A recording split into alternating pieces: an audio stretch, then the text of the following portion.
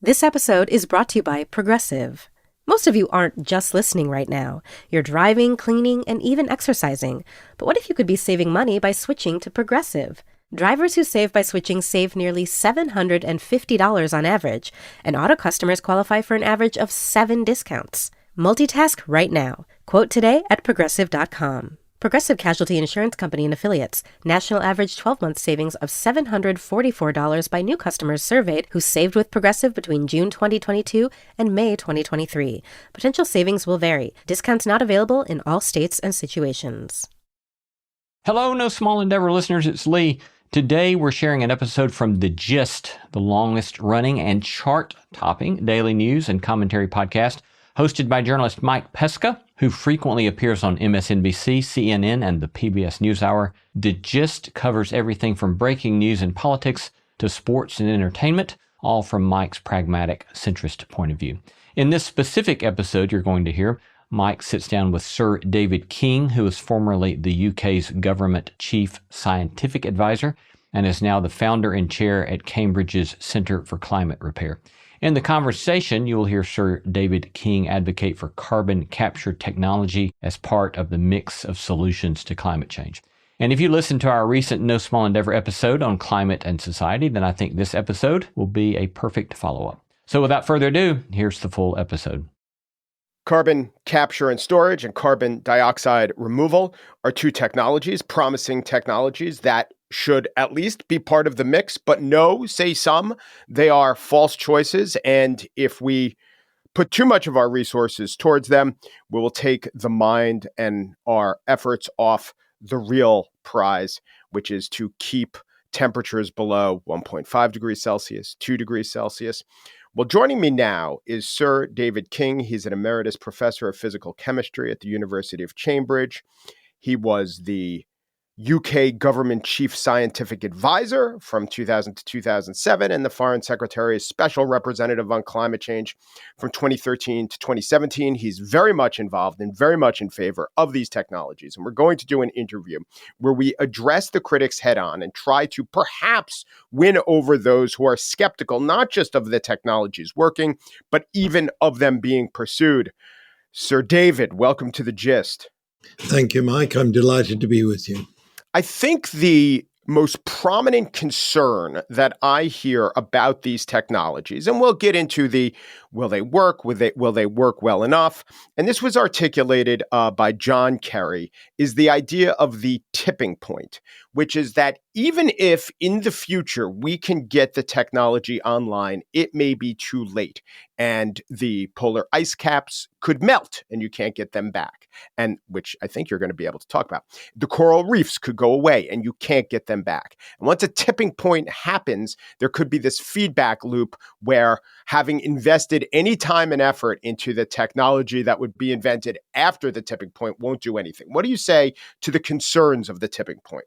So what I'm going to do is take you back to what is currently happening.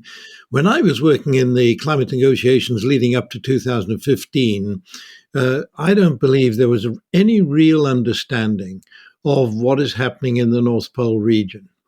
And in the North Pole region, we've been aware of the fact for some time now that the heating is about 4 times the rate of the rest of the planet. Now, in particular, over the last 15 years, the result is that the North Pole region, the entire North Pole region, is now on average 3 degrees centigrade plus above the pre-industrial level. So that 1.52 degrees limit is now exceeded in that region. And the consequences are quite extreme for the whole planet.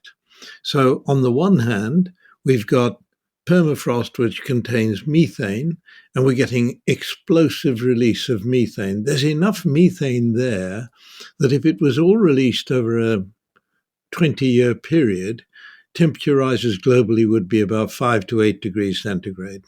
Right? Disastrous. But also up there is Greenland. And we've just had a report published in Nature which is pointing out, this is a detailed calculation over the last 38 years of what the ice has been doing over Greenland.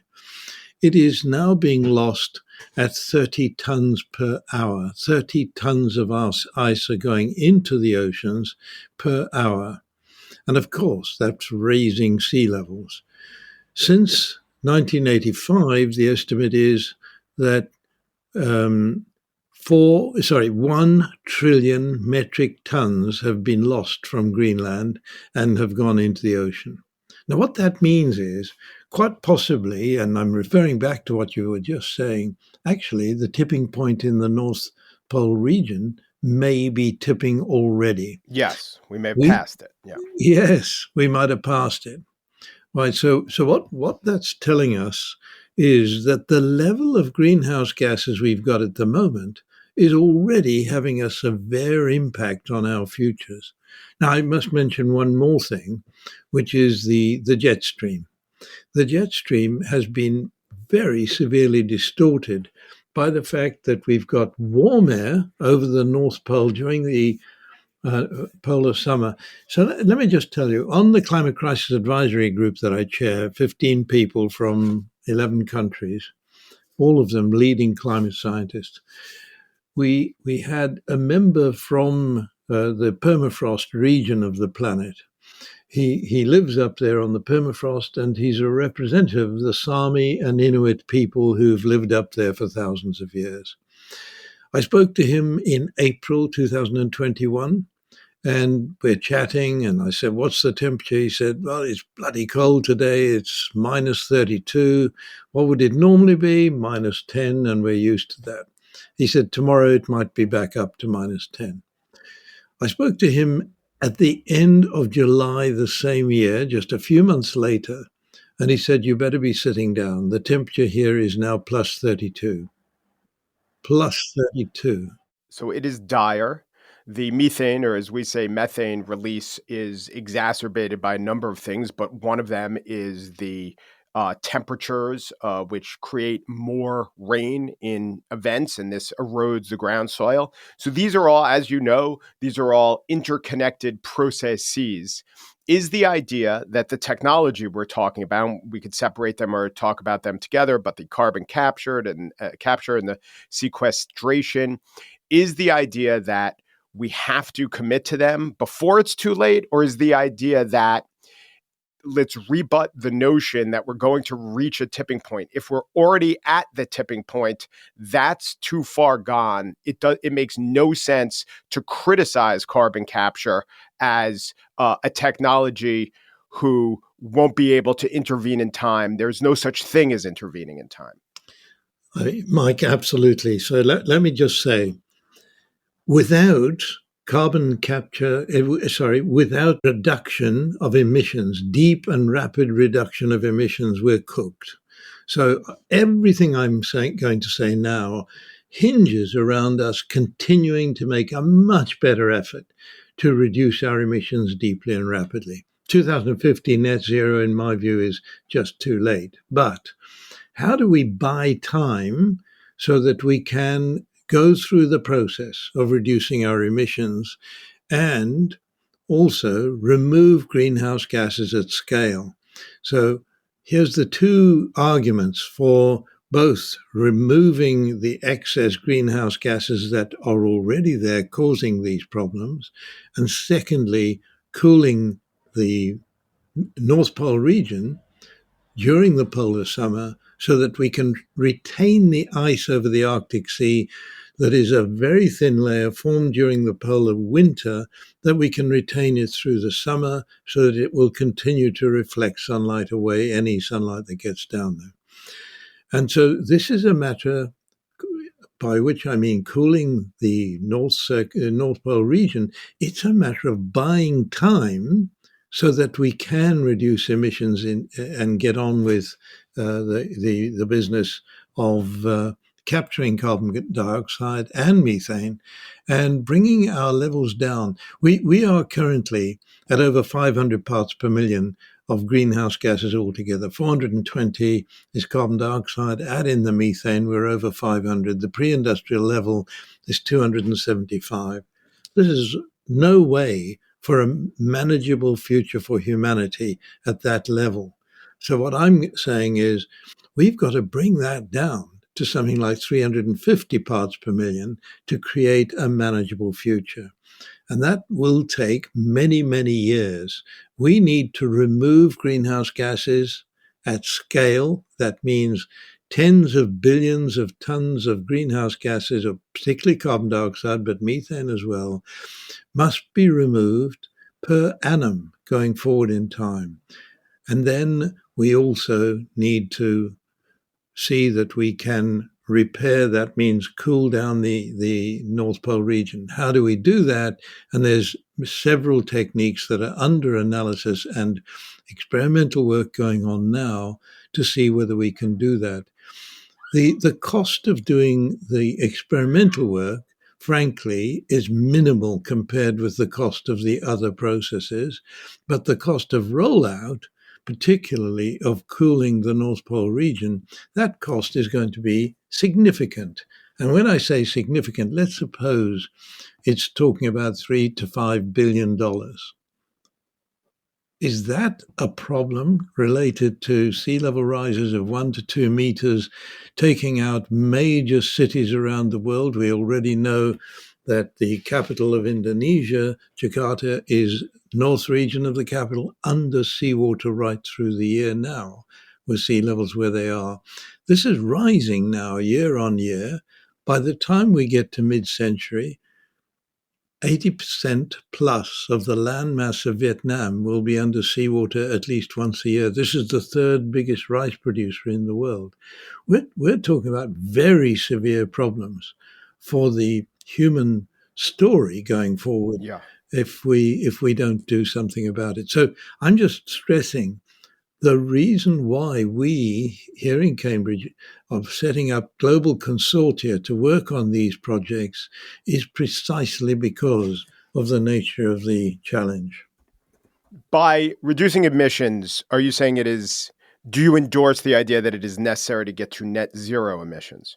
Oh yes, I think we must. So let me take that as not. Yeah, and if you can talk about time frame as well. Yes. So I'm talking about absolute emissions now. We must absolutely reduce emissions by, let's say, 95%, and the rest can be made up with some greenhouse gas capture.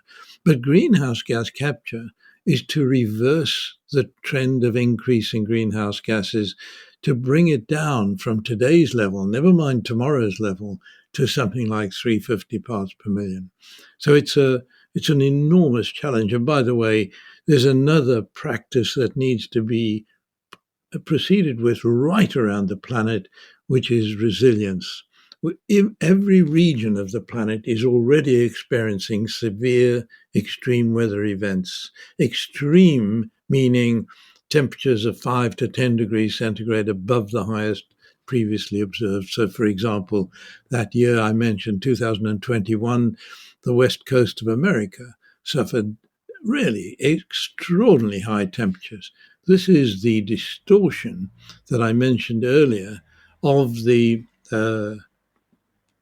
polar vortex, the jet stream, the distortion of the jet stream that is leading to these extreme weather events right around the world.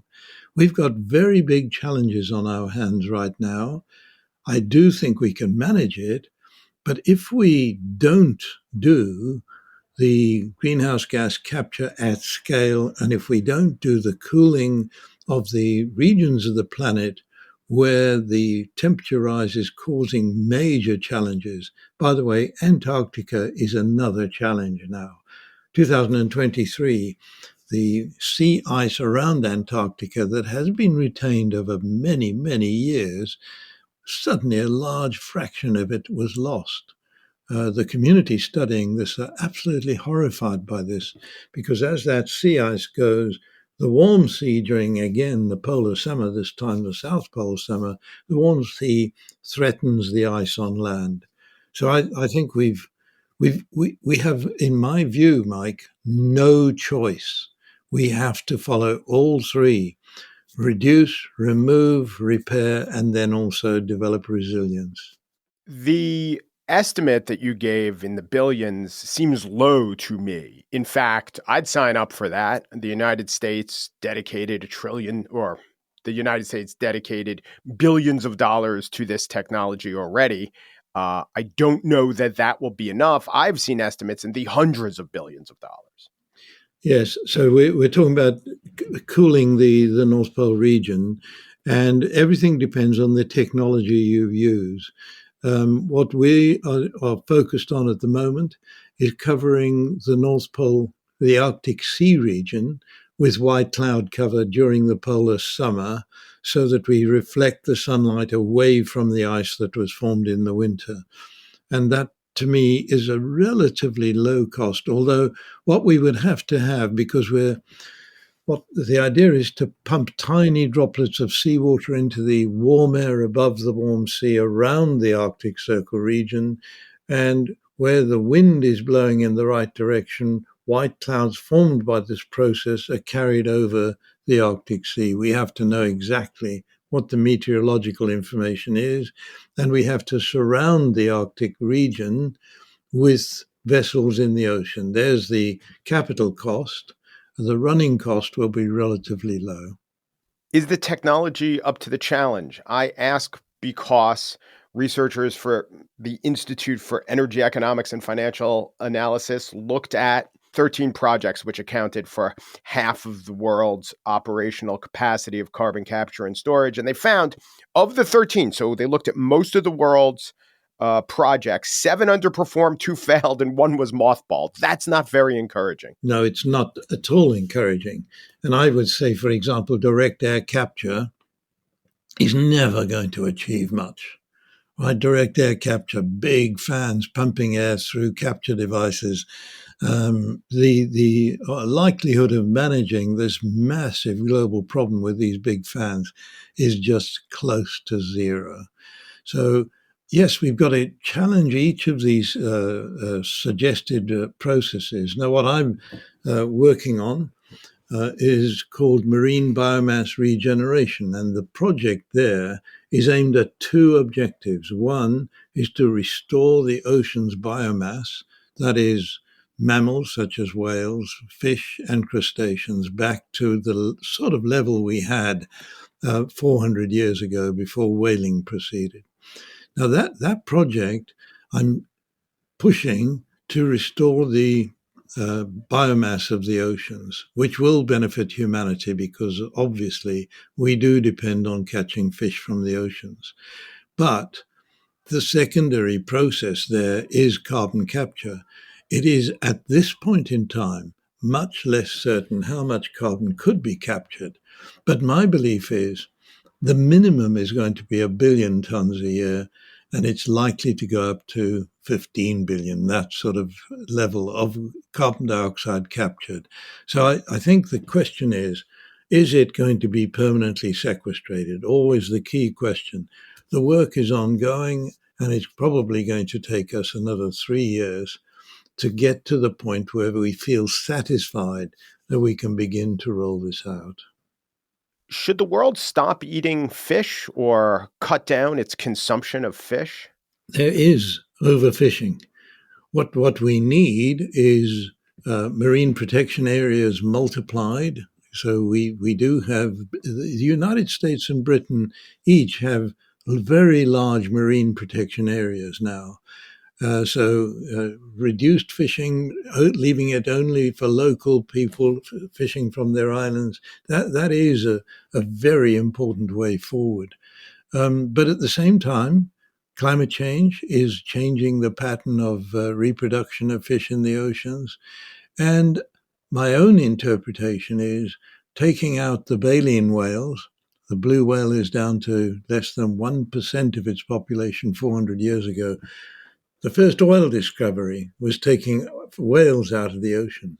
And if whales were playing a crucial role in their mode of operation, eating krill, for example, 300 to 500 meters below sea level, and then coming up to the surface of the ocean to defecate, bringing fertile material into the sunlit surface area of the ocean, critical pathway to creating phytoplankton at the surface of the earth, which is the initial foodstuff of all fish larvae catching from eggs. So what we have done in taking out a part of the ocean biosystem, these baleen whales, was a critical pathway to reducing the amount of fish in the ocean. So my solution is no, we need fish for our consumption.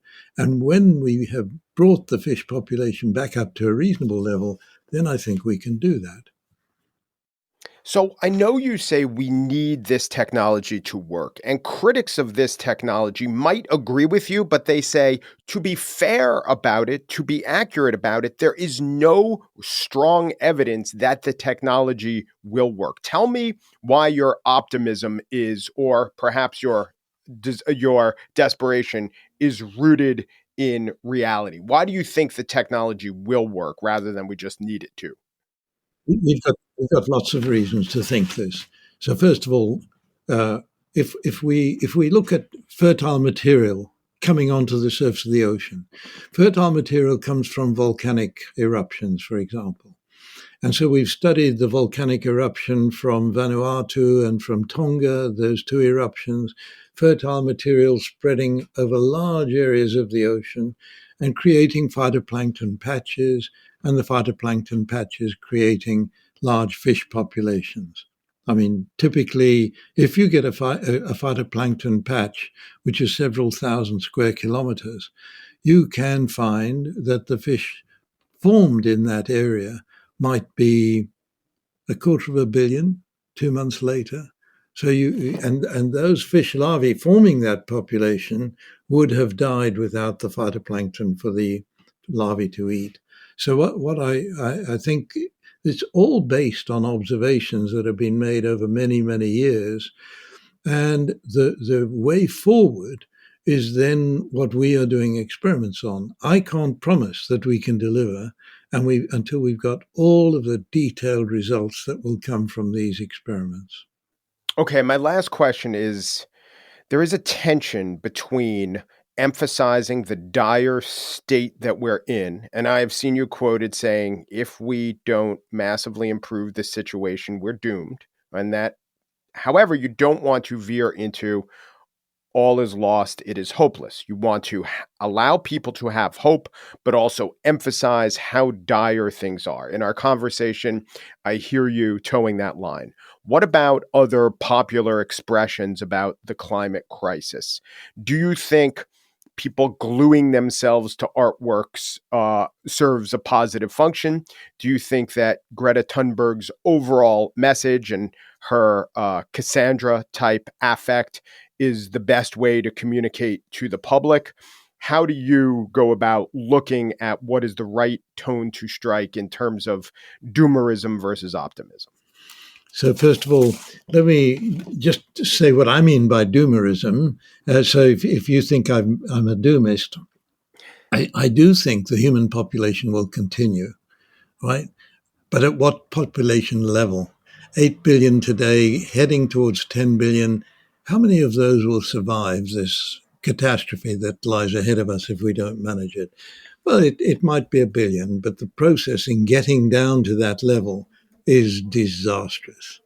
So that's a terrible message for my granddaughter. My youngest granddaughter's 4 years old. What sort of a life can she see just ahead of her, let alone her children, etc.? So I think any time I put that story across, I will also put the strategy across how we manage this. We can manage this. We can manage a safe passageway for humanity going forward. But what we need is a much clearer understanding of the need for this strategy, the 4R strategy that I've been talking about. We need not just an understanding, but actions to flow from that. We've been very, very good at the COP meetings since 1992, discussing endlessly details. Read the document, and you'll see the language. It's very depressing. But what we haven't done is follow up with positive actions. And now we're at a point in time where positive actions have to flow through. And so what about gluings and Greta? So I think Greta, for example, I think, isn't it wonderful that this young girl standing outside the Swedish parliament actually managed to get her voice across? And she is an extraordinarily articulate person. But Greta is surrounded by a group of people who are saying, we must simply reduce emissions deeply and rapidly, full stop. She's against any other form of technology. Now, it does need a greater understanding of the real situation we're in today to realize why we need these other strategies. So I'm a great fan of Greta's, but at the same time, I wish I could have got to her before these others. And the gluings, you know of the gluings. They happen in London. The gluings? Yes, people gluing themselves to artwork in the name of they climate called the crisis. gluings, yeah. The gluings, they did that. I know one of the very brave women, I say brave women, who glued their feet to the top of underground coach in our underground railway line. If that train had taken off, they wouldn't have survived. Now, let me tell you, these people are upper middle class people who are really concerned. This is not the poorest people in our society. These are very concerned people. So I think it's extraordinary what they're doing, but at the same time, I'm not supporting them. However, I have been into courts to defend them on the grounds that we have a major crisis. And this means anything we can do to raise the level of understanding of the level of the crisis is a good idea. But I wouldn't go that far myself. Well, you don't think it turns people off? Threatening works of art that are not at all implicated, and in fact, were perhaps in some cases drawn, illustrated, and painted before there was even an industrial revolution? Mike, I'm totally with you there. I wouldn't defend. I'm very fond of the arts, and an art collector myself. And the last thing I want to see is the destruction of our great heritage of wonderful art pieces. When I talked to the people who did that, they were saying they focused on paintings that were covered with glass. They really were Yes, keen not to damage. they do it to the frames. Yes, They yes, say, yes. your hand could slip. And glue is also in some cases made from petrol. So that itself is perhaps not the most I would environmentally hope they friendly would use a substance. water-based glue. They should. That's excellent advice. Sir David King is the founder and chair at Cambridge's Centre for Climate Repair. He was the UK's chief scientific advisor. After that, he was the Foreign Secretary's special representative on climate change, and he's a professor emeritus at the University of Cambridge. Thank you so much, Sir David. Thank you, Mike. Hey friends, Lee here again. If you enjoyed this episode and are the type of person who's open to debating the merits of the arguments and ideas that drive our society, be sure to follow The Gist on Apple Podcasts, Spotify, or on your favorite listening app today.